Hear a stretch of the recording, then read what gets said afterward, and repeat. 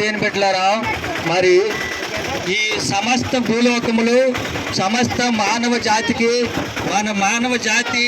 మరి ఆదాము అవ్వలు వారిద్దరిని బట్టి ఈ భూలోకం అంతట్లో కూడా మరి మానవ జాతి మనము వాళ్ళిత్తనమే. అయితే మొట్టమొదట్లోనే ఆదాము అవ్వలు వారు మరి దేవుడిచ్చిన ఆజ్ఞను అద్దుమీరి తినకూడదనే పండు తిని వారి ద్వారా మానవ జాతికి వారిని బట్టి పుట్టిన మనకి మరి మానవ జాతికి శాపం అనేది వచ్చింది. వారి ద్వారానే మనకి శాపం వచ్చింది, ఆదాము అవ్వల ద్వారాను. కాబట్టి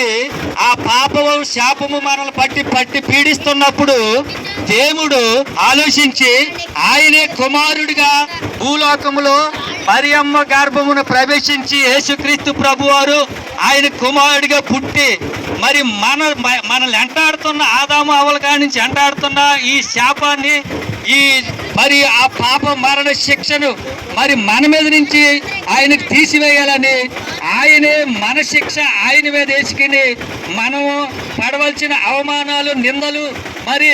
మనం తినవలసిన దెబ్బలు మరి అన్నిటిని ఆయన మీద వేసుకుని ఆయనే భరించి మనకి మరి ఈ రోజున యేసు ప్రభు నామములో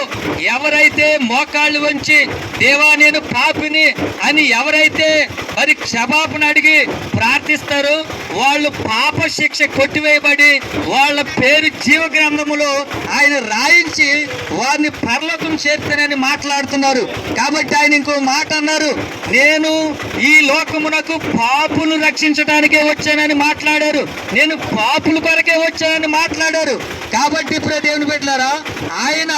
ఇంకో మాట అన్నారు, ఒక్కడును నీతిమంతుడు లేడు, అందరూ దారి తప్పి పాపము చేసి ఉన్నారు కానీ మాట్లాడే యేసు ప్రభు వారు. కాబట్టి మనము యేసుక్రీస్తు ప్రభు వారి నామములో మనము పాపములు ఒప్పుకుని మనం పశ్చాత్తాపడినప్పుడు వారి ఎంత ఘోరమైన పాపములో ఉన్నప్పటికైనా ఆ రోజు నుంచి వాళ్ళ మీద శిక్ష ఆయన కొట్టివేసి వారికి విడుదల కలిగిస్తానని వాక్యం ద్వారా మనకి బైబిల్ గ్రంథంలో చెప్పబడుతున్నది. కాబట్టి దేవుని బిడ్డలారా ఆ మహా గొప్ప దైవ కుమారుని మనం ఈరోజు మరి ఈ శుభ శుక్రవారం రోజున ఇంత గొప్పగా దేవుడు మరి ఆ బిలివారి చర్చ్ రాజకుమారి గారి ద్వారా ఈ గ్రామంలో